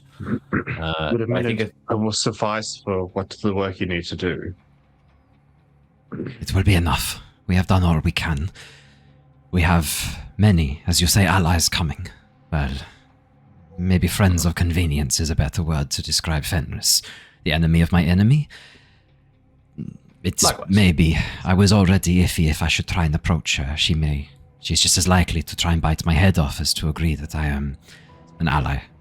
Perhaps it is better if I am with you, and we just let her do her bloody work. Yeah, if we're lucky, Messiah's still with her, and they might be able to rein her in. Maybe. Last you saw, he was. Messiah's a friend. We can hope. Don't worry about it. Well then, I think we're aligned. Then let us go. Svindael, you'll need to pretend that you are bringing me before Blodren because I have something to tell him. I will need to be a prisoner. My disguises work on others, but he will see through it on myself. Should we just hide out of sight then? To not give away the runes? Yes, you shall climb in my beard, small folk. It is the safest place for all of you. Ooh. Can he there? Does it work? Make me a sleight of hand check, Grim. Can I do a stealth check to see if I'm already in his beard? Sure. Why not? I'm already in there. Can I give Grim an advantage because I want to help him? Yes. That's a 28. Grim doesn't need your advantage, Niles. It's a 19. Don't even worry about it. Plus 0. I'm like, oh. Not only has Grim already tied a hammock out of the internal sections of Svindael's braids, but Harry's also in there with him. They're currently like lying next to each other. They're spooning in the hammock. Harry's there just gently spooning Grim. Yeah, just swinging backwards and forwards as you look down at the others. That's a natural 1 for Harry's 21. It's still a 21 for you, but it is still a natural 1. Damn. I've been oiling his beard for him because he said he hasn't been oiling it. I used to be a snake oil dealer, I remember. So you were a snake oil salesman. Yeah. Unfortunately, your natural 1, the oiling of the beard makes it very hard to hold on, Harry. And before too long, you find yourself slowly sliding down. The efforts you've made to bind this together, the braids just coming apart, the oil allowing no slick stick as you are unable to braid yourself a hammock anywhere near as nice as Grim's. But the beard is oiled, and that's something. Svindael will reach down, lift you up. Sliding. Yeah, slowly sliding down. Svindael will reach a hand down and lift you all up into his beard. With that, you are all... Can I get, just for the purposes of fun, can I please get a stealth check from everyone who isn't Harry? I've already had one from Harry. Can I get a stealth check from each of you? Just so that I know. Is that a natural... That's a natural 1 from Lyra. Cool. That's what I needed to know. All good. That's a 6 from Cassius. We're off to a great start here, everybody. That's a 13 from Bart. I have disadvantage, and you guys rolled 2 nat 1s. That's... Yep. Wow, I'm not the worst for once. I'm wearing plate armor, and you guys have just... That's a 12 on a 9. We're rolling real bad. Yeah. Get him out the way now. That average comes out to about 13, or 12 even, if my math is correct. That's shockingly bad. Okay, I'll mark that off. As you all hide into Svindael's beard, Frejin will nod and then begin striding out of the room, Svindael close behind. I'm going to need to move you over to a different map in a second. As you ride in the bushy beard of Svindael's unkempt, slightly, vaguely braided beard now from Grim's efforts. It is a very, very quick journey, striding through the town. Svindael, in this disguise with the illusionary mark of Blodren on his face, is met with what sounds like polite greetings, respectful greetings. Currently in the disguise of Beacus, you can see many of the other Blodren loyalists nodding and respect, bowing as he passes through the town. You pass by the polar bear dens. You can see that the bodies have now been fully removed. The enormous bear, Bjorha, it looks like has retreated back towards that kennels where Finja was being kept, and has absolutely destroyed everything inside that structure. You can see the occasional growling and grumbling as a few giants look over towards the enormous polar bear, muttering under their breath, "Troll-cursed creature," as the massive polar bear just casually swats one of the doors halfway across the yard. Your stride, or I should say, Svindael's stride, takes you through the front gate and towards the foothold of the Frostbound. The bitter cold begins to bite into you once again as high above you, the enormous tear in space continues to spew Cania's cold into the world. This strange, almost afterimage of black oceans dotted with endless frost, flickering in and out of reality as you look up at this enormous portal. But soon it is lost as you pass into the shadow of the Frostbounds, the enormous chasm that has split the mountain almost in half from the very peak down to its foothills, leading you into a very, very tight, for the Frost Giant, very tight chasm. Svindael's initial speed and enthusiasm tempers somewhat as he drops into the shadow. Pushing Frejin in front of him, he makes a very makeshift binding around her hands and places a blade against her throat before moving forwards. Apologizing softly to her, she nods. Before too long, the chasm opens up once again, revealing an enormous crater-like structure in the center of the mountain. I'm going to move you across to another map now, just so that you can see things. Give me 2 seconds. It'll be there momentarily. While that's happening, is there anything any of you would be doing? Any efforts you'd be making or any changes, things you'd be doing during this portion? It would take about 10-15 minutes for them to walk to the location. Yes. Just nice and simple. Bart has done it purely to communicate. But this might be the first time that Bart is just going to find a quiet spot somewhere and down on his knees say a small prayer to Meloran. As you speak the words, you sense a presence. Friendly eyes watching over you. Could you roll a religion check for me, please? I know it's not your favorite. While he does that, Owen, can I take a short rest to get a spell slot back? Yes, you can. Yeah. Oh, if that's the case, I'll also short rest. If you need a short rest, they'll slow down and take the half hour or whatever it is to get you there. That's not a problem. Yeah, I think I just wanted Beakus to... did have a beard. Yeah. Cute. No, sorry, Beakus didn't have a beard. Sorry, Beakus didn't have a beard. Yeah, we were saying he at some point. I was like, wait, what? No, sorry. Beakus didn't have a beard. You're currently like, the illusion is hiding it and just showing a chin at this point. Yeah. Short rest is an hour. Is that going to be too long? That is a good point. I thought it was only half hour. You're right. It is an hour. That's a good question. Do you want to wait the full hour? You can. Oh, if I want to. Yeah, I don't want to. Wolves are going to be... The wolves are going to be here. But we got to kind of move with a bit of pace, I think. Okay. Yeah. Okay. Awesome. Instead, we'll just move as fast as we can instead of any rest. Yeah. Can I Perfect. have Swampy and Shillelagh just sort of ready to go in the event that combat ensues? Yes, absolutely. As you emerge through the narrow passageway of the crevasse, the mountain caldera opens up into an enormous space. You can see that there has been a camp of some sorts that has been erected here. Splintered wood taken from old longships, sails used to make tents. And at the far end, underneath the portal, an enormous throne has been constructed from the prow of a ship. Sitting atop it, you can see a ancient-looking frost giant. Dark circles under his eyes. Leaning on the throne of his chair, gently patting what looks like an enormous owl, armored, sitting next to him on the throne. Before you, you can see a wall of ice has been constructed. 2 more frost hounds patrolling its edge, their giant masters following behind with leashes in hands. And in front of them, 4 frost giants bar your path.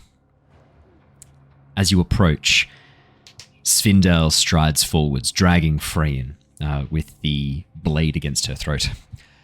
I need to speak to Blodren. This one, the Volker. She says she knows something. She's ready to talk. You watch as the frost giant steps forwards, looking at Svindael. Is that so, Berkus? You have something to say? You may tell me. As Blodren's firstborn, I speak for our Jarl at this point. You watch as Svindael looks towards Frejin for a moment, then back towards this other frost giant, who does bear a bit of a resemblance to Blodren. No, I must speak to your father, and your father alone. Summon him here, or I will go before him. You can choose. You do not decide what happens here. You are lifted, your honor restored by my father's words, Birkus. But that honor is not yours alone. What does the Volker want? You watch as Svindael pauses for a moment, looking towards Frejin. She has news. An attack is coming against our people. We must act fast. Already the howls can be heard upon the wind. And you watch as Svindael kind of pauses dramatically listening. There's silence. You watch as the frost giant sneers, looking towards Svindael. Birkus. This is embarrassing. What are you hoping to achieve with this display? You think you can win more favor by making a fool of yourself before my father? I'm doing you a kindness, you cur. Tell me what the Volca wants to know. There is a pause and silence. I need to know if you guys are doing anything, and if so, what that is. I've been looking at that big wall of ice and deciding, is that an actual wall of ice? A spell that I know? Grim. It very well could be. I only know from my staff. Yeah, it's roughly 25 feet wide, and the tip of it rises some 35, 40 feet from the ground, this enormous wall of hexagonal ice. It could be. It does seem a bit larger than the wall of ice that you know. Yeah. Got you. Harry Lyra. would like to... Oh, yeah. Sorry. Do Lyra first, Lyra. and do Harry. Can I just sort of nestle sort of in the beard? If I can just sort of gently sort of pat Svindael, whatever, chin, whatever, near where I am, and cast guidance. Yep. Just to give him a +4. Yes, you can. I will keep that in mind. Harry. Can Harry minor illusion the howl of a wolf? Minor illusion doesn't do sound. It does. The new one does. Apologies. There it is. You create a sound or an image of an object. Apologies. The new minor illusion does. Yes, I was thinking prestidigitation or thaumaturgy was the one you were after, but no, minor illusion does. Yes. Could you roll for me a spellcasting check, please, Harry? How do I do that? I'll just roll a spell. Just roll as if a spell attack. Yeah.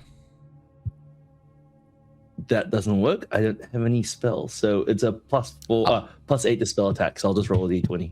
Perfect. Yeah, I only have utility.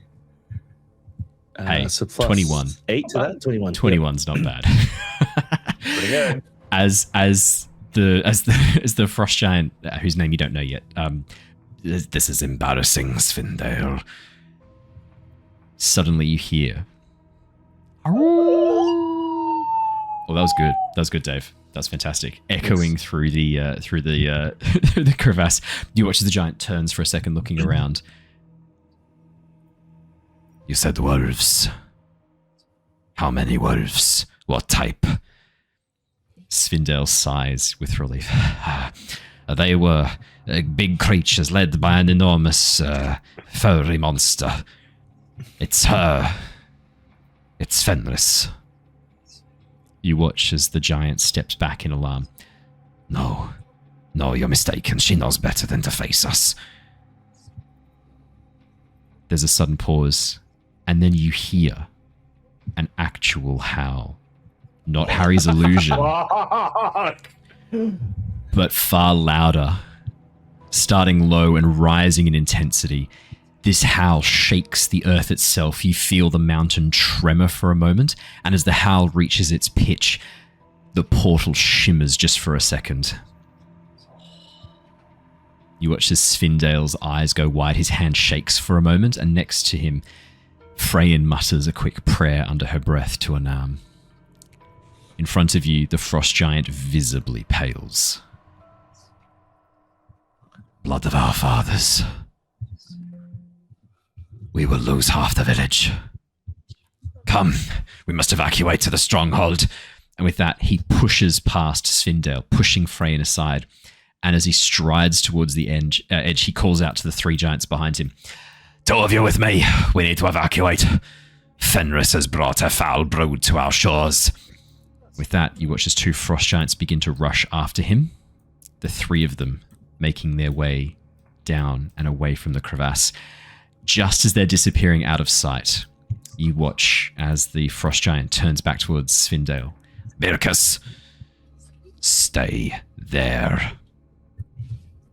With that, he turns and disappears down the narrow, rocky crevasse, leaving only one giant between you and the ice wall, and then, 4 more giants then between you and Blodren after that. But for now, hey, it's much better than it was before. You've lowered those odds considerably. You watch as the giant throws Svindael a very hasty salute, clearly lower in the pecking order than the illusion that he's wearing, the illusion of Burkus, before Svindael turns and whispers to Frejin and the rest of you. What do we do? This is our chance, right? They're going to be taking on the wolves. We need to strike now. Yes, that wall, I was thinking I could melt it somewhat. Just a fireball may suffice.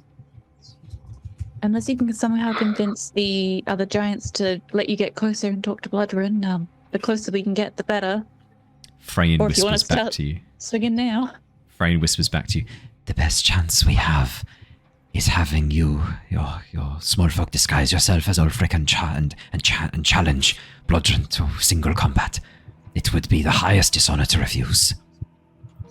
He will stride forwards for that. That is our chance. All right.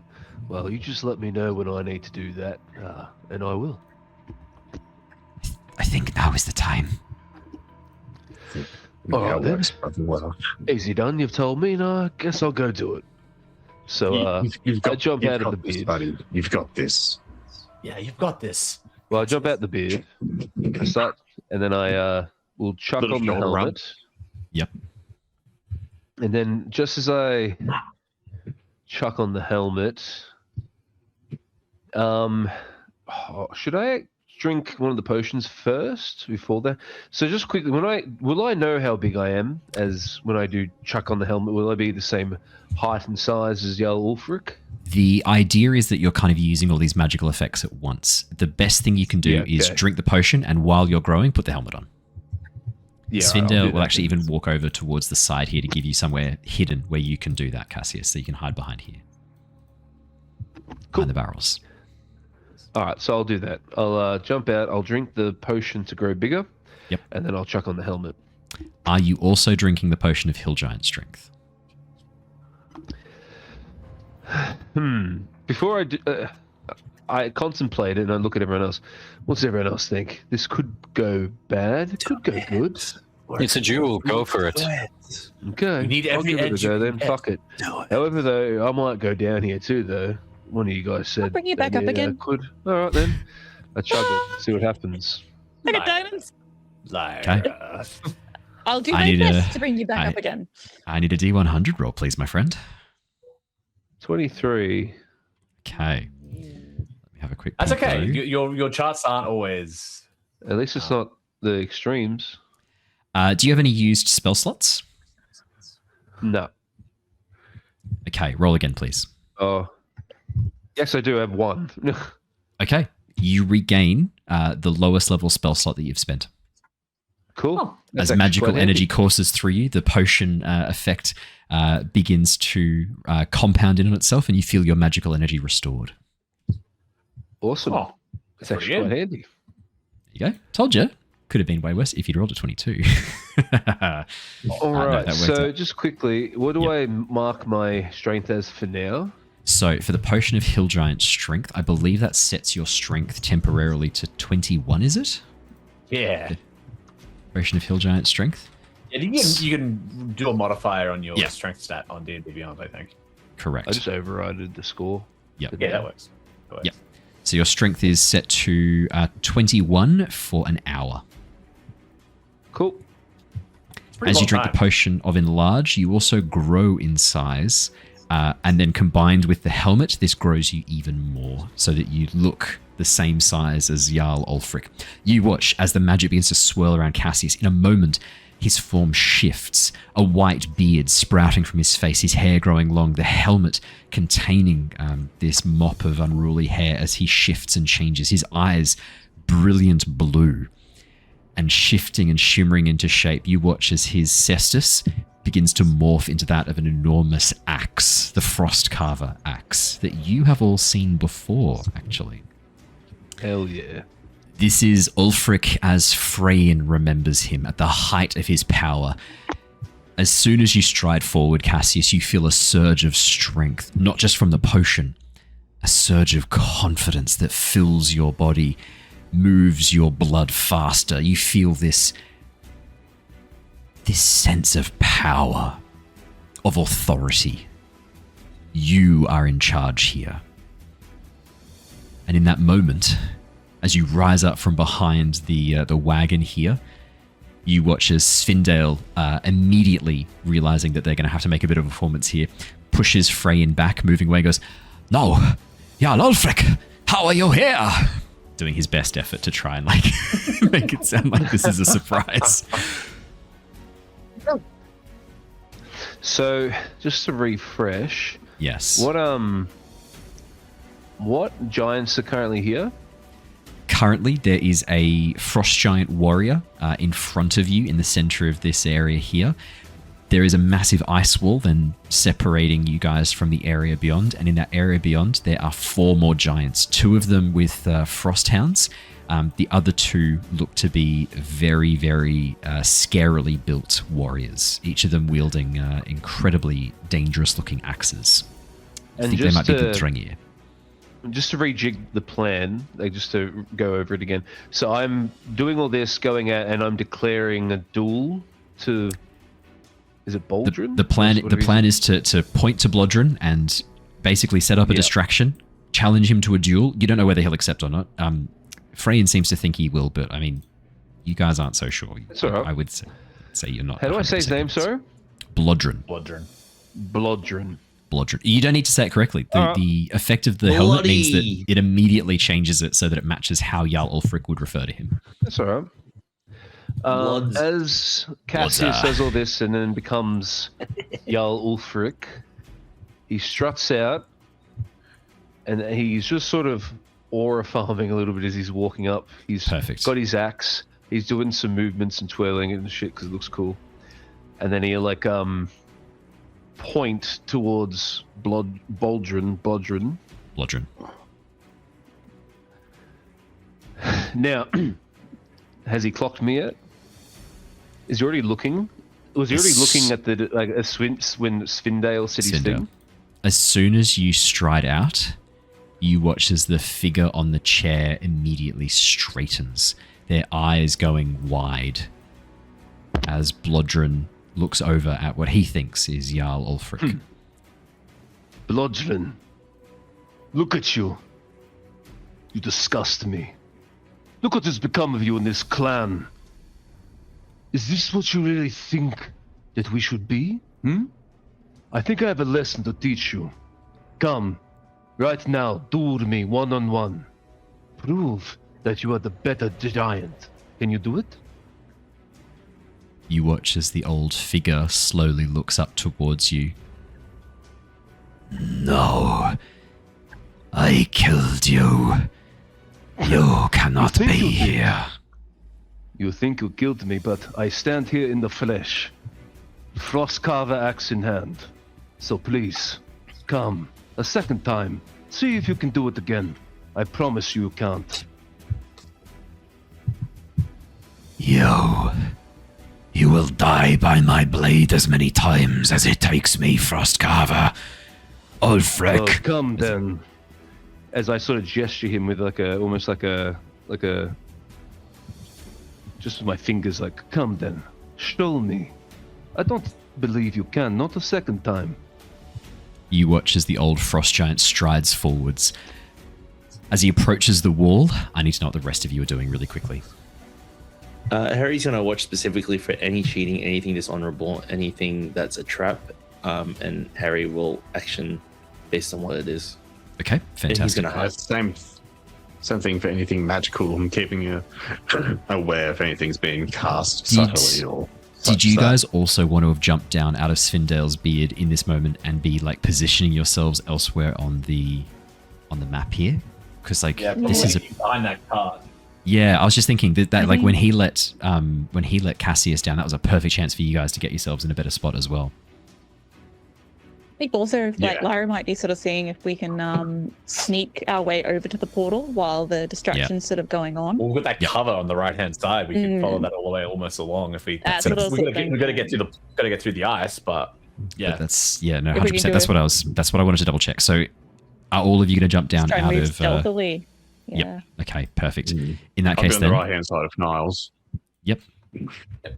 Lyra, Bart, where would you guys like to be? Bart's going to stay in the beard. Cool.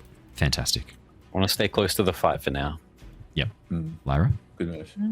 Yeah, I think she's probably going to be... probably sort of over more with Niles, just to sort of not give the game away for Harry. And then, just sort of try and... I might even... Has Svindael used his guidance yet? No, he hasn't had to yet, actually. I was half tempted just to use another casting of the Pass Without Trace, and just sort of like really try and maximize this stealth as we breathe along the portal. Perfect. Alrighty, can I get stealth checks from everybody, please? You have plus 10 from Pass Without Trace. Harry would also like to put himself in a position within 60 feet of line of sight to the others. So, for example, I think in the map there's a tent there. There is, yes. I imagine my friends are taking cover behind there. Yep. But if there's a gap to look through, Harry would like to be 60 feet within that range to cast darkness to obscure the vision if he needs to. Within 60 feet of your friends, or within 60 feet of 60 feet of a gap that any visibility that they would see through behind the tent to say, oh, what's going on behind there? Yeah. I want to be able to kind of be within a smoke bomb. darkness. Yeah. You'll need to stay on the same side as them then, because this enormous the stone disc in the center is 95 feet across, and that's the only anything there's no cover within that area there. Basically, you're kind of stuck. Yeah, so maybe Harry will set up on this weapon stack or barrel hidden in the barrels there. Perfect. Wagon or whatever this is. Yeah. And he's going to stay there, but then keep an eye out, and if he needs to cast darkness, he'll cast darkness. Absolutely. Stealth checks from everyone, please. That is a natural 20 from Grim. Fucking hell, man. Why not? From 1 to 20. Total of 30 for Grim, total of 23 for Lyra, total of 33 for Harry. You're getting plus 10 from Pass Without Trace. Total of 33 is incredible. Total of 23 for Niles. Need to do this, right? You don't need to. You're in the beard. You're good. Alrighty. You watch as Blodren approaches the ice wall. The two Drengi are close behind him, these enormous warriors. As they get closer, you can see something is very, very wrong with them. Their movements are awkward and jerky, and there is something off about their eyes. There's a glow to it, this unnatural coverage. As Blodren approaches, he waves his hands, and you watch as the ice wall in the center, not that button, you watch as the ice wall in the center immediately begins to shift and move aside, splitting to make room for him so that he may pass through. However, as he is in the process of doing this, you watch as something shifts and changes. The owl that was on his shoulder suddenly lands on the ground in front of him, warping as its form changes to that of a humanoid. Blue skin, large bat-like wings, curled horns, a blue flame burning in the center of them, dressed in these elegant robes that flow across his body, snow falling from them. You see a familiar figure. Vice. Although you know him by a couple of other names now. Hold a moment, Blodren. You are blind, old man. Ulfric is dead. I helped you kill him. Did you really think that magic, that pact would be so easily broken? When I make a bargain, my dear giant, it is for life. You wear that illusion well, Cassius. And with that, you watch as Vice waves his hands as the illusionary part fades off you. However, Cassius, you still maintain the effects of the potions, which means you are still giant and still affected by the potion of Hill Giant strength. And that, I think, is where we are going to end tonight, as Vice turns towards all of you. In this form, he is far larger, about halfway between the size of a human and a giant. You watch as he looks towards you, Cassius, and goes, "Where are the rest of your friends? Lyra, Bart, Harry, Niles, and Grim. You're hiding here somewhere. Step out, please. We have so much to talk about." And that is where we'll end for tonight. Thank you so much for joining us, everybody. That is. Can I scooch forward just a little bit to see what their character art looks like? Just a little. Oh, yeah. Map without moving. What do you want to see? What's Blodren look like? Can we see his token? There you go. I'll move him into the center for you. I love skull. He looks kind of like gaunt and corpse-like, right? Yeah, he does. He looks like a boy. I'll put us on the map. The stream should enjoy this too. Here you go. I'll give you the token for Blodren, and I'll show you the token of the Drengiers too. Thank you. I'll show you the token of the Drengier as well. There you go. There's these two Drengier. Oh yeah, they look fine. They look fine, don't they? They look well. Yeah. They're the two warriors sticking with him. All right, I'll just put him back where he was, and I'll shrink him back down. That's obviously not how big he is. Just made him big for the. Nice calm faces. Exactly. They're the chill. Exactly. It's so chill. Thank you so much for joining us, everybody. It is a pleasure as always. I also want to give a quick shout out to Armin and to Roll the Dice, who came and raided us tonight. Thank you so much, guys. For those of you watching on YouTube or listening to the podcast, make sure you go and check those two lovely people out. I think Armin was from New Zealand. So if you could go and give him a bit of a look, that'd be great. Thanks. Yeah, thank you. And I have no idea where Roll the Dice was from, but let's just assume they're also from New Zealand. If you give him a look, that'd be great. Thank you. Everyone, that is all we have time for tonight. We will be back again next week on Monday night with more of our Echoes of Honor campaign set in the world of the Cosmere RPG. Tuesday night for more Tales from the Yawning Portal. Tales from the Yawning Portal was a bit exciting last night. They've stumbled onto some Hadar lore. So those of you who have been keeping up with what's going on in Return of the Giants, there is some fun stuff for you in Tales from the Yawning Portal as well. You know how much I like to have interconnected stories and the shared universes where all these things are taking place. Those guys have stumbled onto some interesting Hadar lore as well in Tales from the Yawning Portal. A nat 20 on an Arcana check will do that, unfortunately for me. So I had to give them a lot of extra stuff for that. But yeah, make sure you check that out as well. That is all we have time for. We will see you all again very, very soon next week for more Return of the Giants. Until then, guys, stay safe, stay well, and see you all again shortly. Farewell for now. Bye. Bye. See you guys. Cheers.